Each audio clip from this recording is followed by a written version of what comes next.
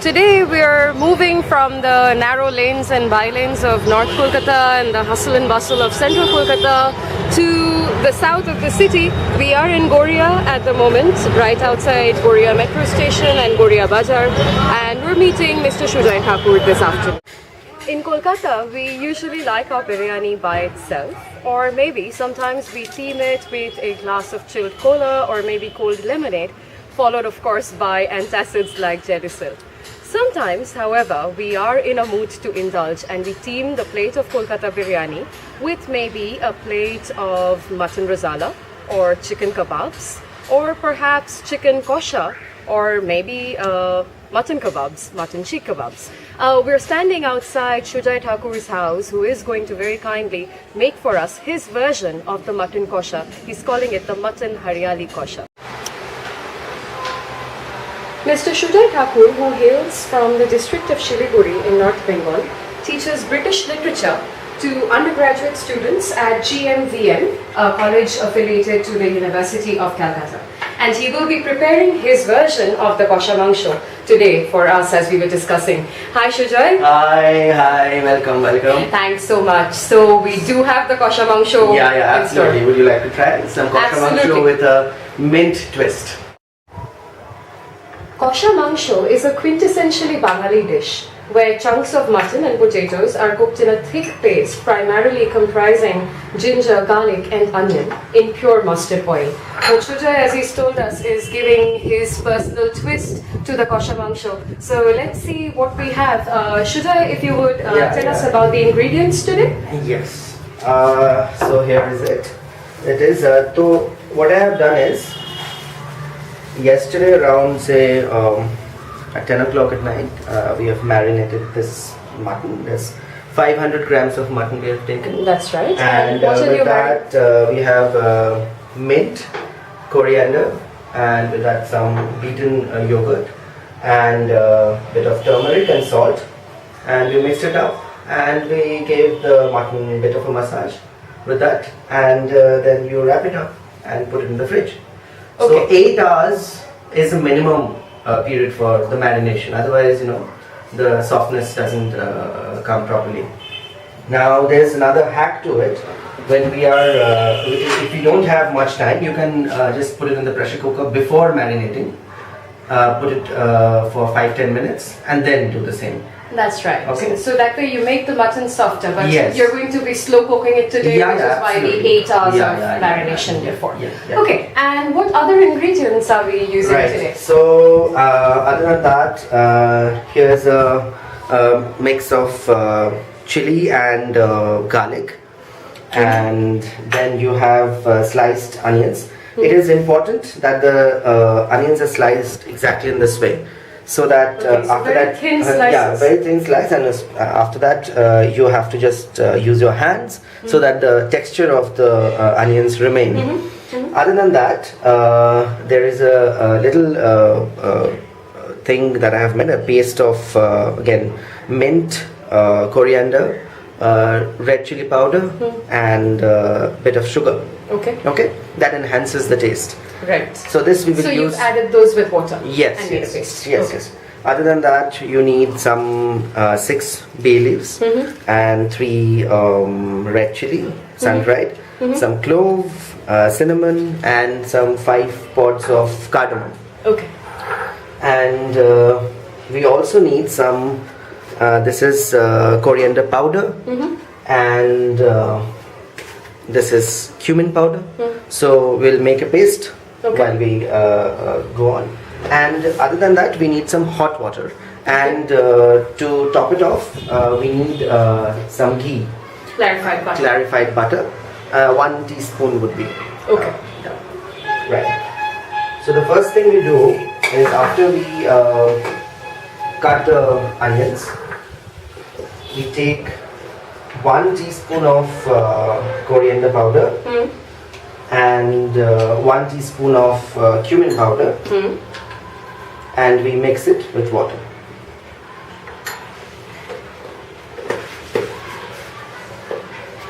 So because this entire dish will be slow cooked, it's better. Everything is on place. The only tricky part about this mutton is this, that it will change its color, like from reddish brown to light brown to dark brown. Oh, that's So lovely. it is a controlled browning of the mutton. Okay. Controlled browning of the Yeah. mutton. Never heard that before, but lovely. So we'll do that, and I just need some water. Yeah, so the paste is done, so we just keep it. Okay. And after that, this is something that we have devised, just to cut the bay leaves, because it saves a lot of time and energy while stirring it. Keeps the smell intact, but while you cut it, you temper it with some, what do you call it? Mustard oil? Mustard oil, yeah. And and we're good to go. Okay, so we're using an electric induction knob today. Yeah. Is this something that you say you learned from your years outside, living in a hostel? Of course. Hostel life teaches you all kind of hacks. So yeah. So what we do is we just heat it up, the kadai, and once it's done, then we put a dash of oil.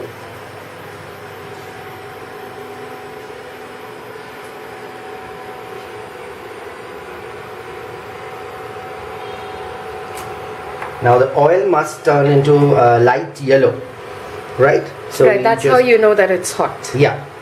So we wait till then, maybe a minute or two. Yeah, and this is for our audience that is not familiar with mustard oil. It has a very distinct smell. It's a pungent smell. It's absolutely a pungent smell. One has to grow to like it. Right, it's an acquired taste. It's absolutely. So we're just waiting, see, as it's boiling. And after a few minutes, you'll see that the color has changed from this dark yellow to light one. Right. So the oil has been heated enough, and we have put in some bay leaves and cardamom and dry chili. It is almost tempered, and the heat must be controlled. It shouldn't be on high heat, otherwise this entire thing will burn.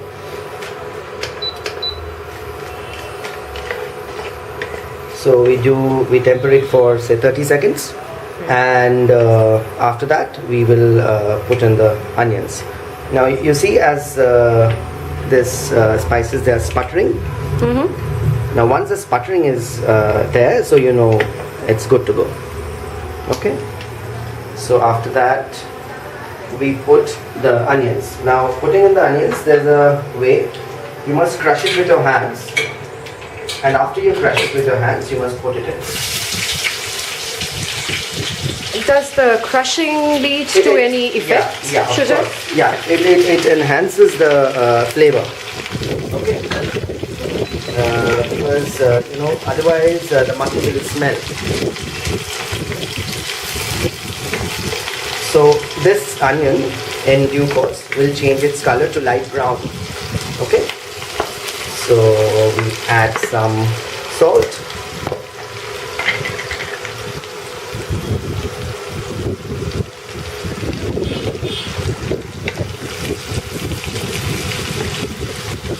And also some sugar. Sugar helps anything to caramelize. Okay? That's right, yeah. So just a dash of sugar will do. Now once it's done, we have to let it be on low heat, and we will cover the lid, and we wait for around 5 minutes. Right. And we wait until it changes its color. Right. Yeah. So Sujay, when did you make Kosha Mangsho at home for the first time? I didn't make it at home actually. I made it at a friend's place. It was back in Delhi. So we had, before that, I always thought that making, chicken or mutton would be very, very difficult. But then one day we were very hungry, and it was, I think, the day after Diwali. And there was no Domino's or KFC, nothing was open, everything was shut, so what to do? So we found out magically that inside the refrigerator there's some piece of raw chicken. So yeah, I called up my mom and I'm like, hey, what do I do? And yeah, over the phone I got some instructions, but of course, then fortunately it turned out to be good. And then I understood probably, we can do it. Yes, hunger drives us to do all sorts of things. Yeah. Also, and that led me to try out other things as well. And because I realized everywhere I go and everywhere we eat, there are certain things you pick. For example, the mutton that we are cooking today, I don't know you will find it anywhere else, and it's a thing that I have devised. So let's try and test it. Yeah. So as my grandmother used to tell me that you can eat anything as long as the salt is fine. Yeah, and there's a reason they call cooking an art, because you're creating things, you're adding your touch to it. You know what? I think it's very, very political to call it. Cooking is an art for those who are privileged to call it an art. You see, cooking is not an art for my grandmother, who didn't have the good fortune to go to a school. Cooking was something that she was meant to do, according to her. Like my grandfather was a panchayat leader in Bangladesh. So my grandmom tells me the story that sometimes at 10 o'clock in the village, 10 o'clock is a long, it's deep into the night. He used to come with 50 people and he's like, okay, fine, cook. Not even cook, okay, fine, give me some food. Without even asking whether have you eaten, whether there is food, so she will whip up something. So yeah, today standing here, talking in a language of the in a colonial language, of course it's a privilege, and to market things that is normal for the women in the society. But I don't think it's an art. Personally, I don't think it's an art. Maybe it's an art for other people, but for me, it's therapeutic. That's it. It's therapy, right? And also it's necessity for some people. So absolutely. Yeah, so I wouldn't put myself in that prejudiced position to call it an art. Yeah, poetry can't always feed hunger, as we know. Yeah. So should we check on the onions? Yeah, absolutely. You see, it is changing its color. As you can see, from light pink, it is turning into light brown, not yet. So we have to wait this out, because if the onion is not cooked properly, the entire dish will go kaput. So right, so we wait for this to turn into maybe a translucent brown. Yes. Let it cook for some more. So as you can see, it's become a light brown. See, this is exactly the texture we need. Now in this we put some garlic and chili paste. You made the paste in a mixer grinder? Yeah. No, this is not on the mixer grinder. This is on a pestle and a mortar. Okay. Right? And you stir it. And it's on medium flame or heat in this case. There will be a distinct smell of garlic that you will find. After which we will add some yogurt mixed with mint and coriander that we made. Right, we've seen the mixture before. So I am reducing the heat, and we will keep it for 5 minutes, and then we will put the yogurt. So Sujay, going back to what we were talking about, you said how cooking was a necessity for your grandmother. Yeah. In Bengal, in present day Bengal, in modern Calcutta, we see a lot of fathers cooking and a lot of brothers cooking. Right. In other words, even though this sounds gendered, we see a lot of men cooking of late. Whereas even today, in 2017, cooking is seen to be the woman's job, a task, a thankless task as it were. How do you think we can go about changing such a notion? I think simply, it's very simple. You just ask the woman to go out, or make the woman go out on her own. I have not seen many chefs who are female. Like I remember there's an instance in Delhi, we were at a South Indian restaurant. It's a Malayali restaurant, and the chef happened to be a woman, just like any other chefs.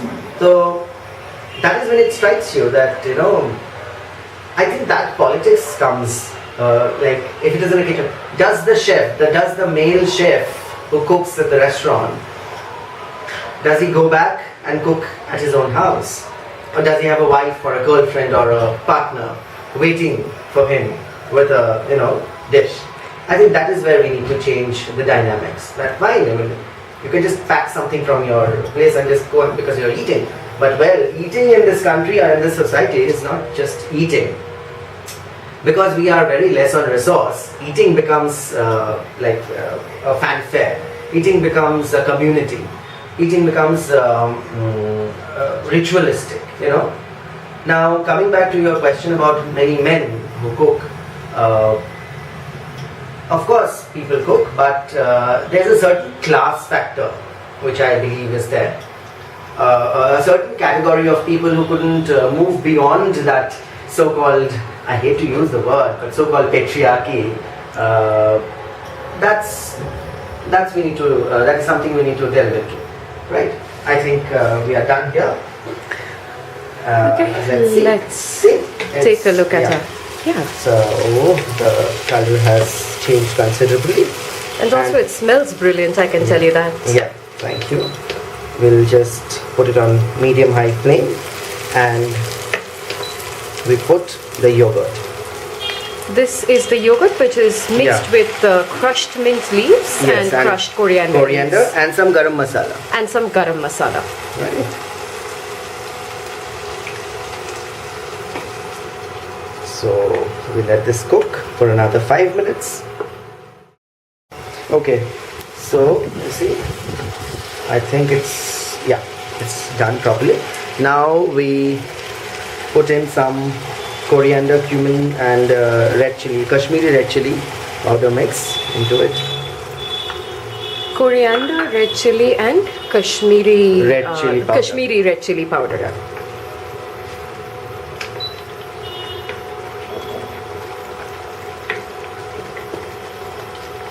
Now, as I told you before, it's very simple. So in goes all the masalas and all the ingredients, and once it comes to boil, we put in the mutton, and it's all about timing. So you know, every 15 minutes you have to look and scrape the karai, otherwise so that it doesn't stick to the base. Yeah. And of course, as I told you, that it's a controlled browning process.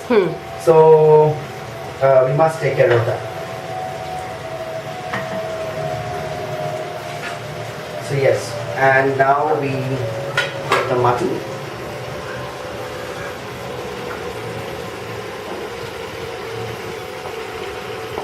This is 500 grams of mutton going into the mixture. I have used the ran piece. Ran means leg. The hind leg? Yeah. You can also use the sina, but ran makes it more succulent. It has got less fiber. And we put some sugar, salt. Not much, because already we have put in a lot of salt while marinating it. And salt is the key word in any kind of cooking. So one must be very, very reserved about it. Yes, as you mentioned, your grandmother said. Yes, if the salt is right, I think you can eat anything. Now, on low flame, we let it come to boil for 10 minutes. How long does the entire process take, Sujay? This will take around another 40 minutes maybe. But if you're cooking, of course it depends upon the amount of mutton you're cooking. Because it's a non-stick thing. If it is cooked on high flame, which generally used to happen before, like in my father's village, they have all this, wood, timber as fuel. So there they will cook it in probably half an hour and an hour. So there is that factor, but this will take around 40 minutes. Okay. Okay. You know what the Americans call the soul food? We have it here in what the East Bengali food culture has. I mean, the leftover of bottle gourd or the head of a fish, and you put that fish head into a lentil and make a soup out of it. You won't find an affluent family doing that. You will only find it in poverty-stricken areas. All the vegetarian dishes that you see today have mostly come because of the Banarasi widows. Like the little widows who used to go there and they were denied garlic and onions and everything. So what do? So they will cut the banana flour and make a dish out of it. You see, today it's a delicacy. You'll pay like 100, 200, 500 for a dish at Bajori Manna, wherever you go. So if I am a fool, then of course I think that of course my mother is cooking it and only my mother is cooking it. Absolutely forgetting that she is cooking it because she has been taught, culturally taught. The way I am cooking meat. I mean, nobody taught me. My mother never taught me. And at my house, going to the kitchen, it's not, I would not say that people look down upon you, but it's a thing that you're not supposed to do. So I cook on my own idea of politics, that why shouldn't I? I mean, I have two hands, I can see, I can smell, I am sane, so let me cook my own food, and that's the basic thing I can do to survive. That's right. So even if I cook a bowl of Maggi, I think even then there is politics. It's a statement. But at least I am taking care of myself, so I am not dependent on other people. I don't feel like cooking just for myself.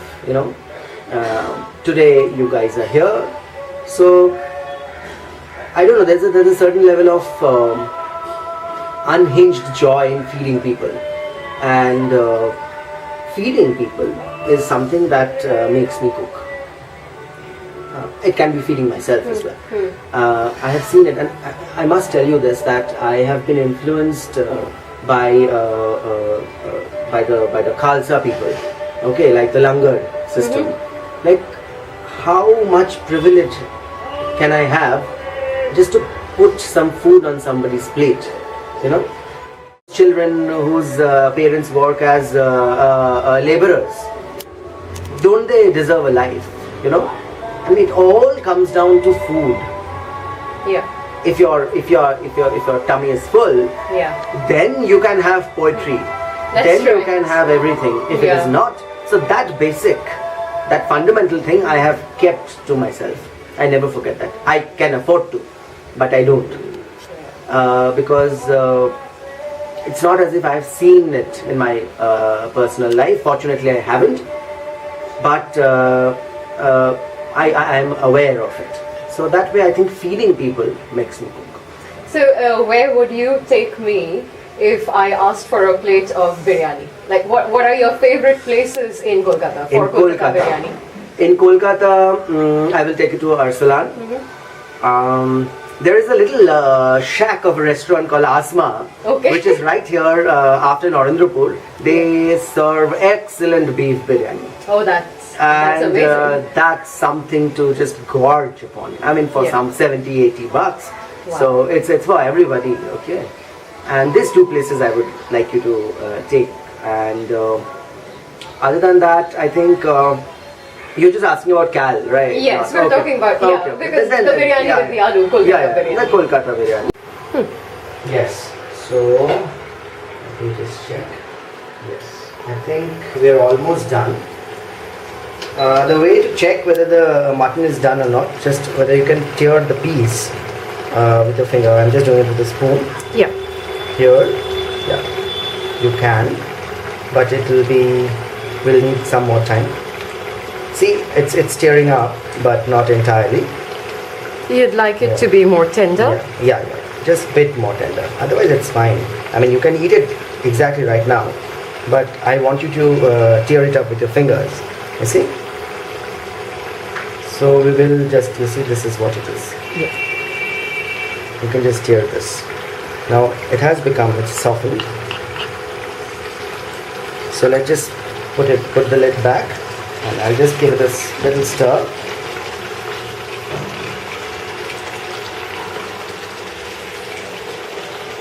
Another 10 minutes on low heat.